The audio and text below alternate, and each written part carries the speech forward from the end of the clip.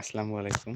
মৌলভীবাজারে আসার পর থেকে আমি যতগুলো ছোট ছোট পাহাড়ে উঠছি, এখন পর্যন্ত আমার দেখা সব থেকে ইজি মনে হয়েছে এটা। কারণ দেখেন এইভাবে, অর্থাৎ আশেপাশেই তো বসত বাড়ি আছে, এই কারণে স্থানীয় মানুষজন যারা আছে ওনারা নিজস্ব অর্থায়নে এইভাবে এই কাজটা করে রাখছে ওনাদের সুবিধার্থে জাস্ট। আর এরকম পথ আমি কম দেখছি তাও বলা যাবে না, দেখি নাই সেটাই বলতে হবে। কারণ এখন পর্যন্ত আমি দেখি নাই যে কোনো টিলার রাস্তা এইভাবে সিঁড়ি দেয়া। যাই হোক, এইটা হেঁটে হেঁটে উঠতে আমার খুব ইজি মনে হয়েছে।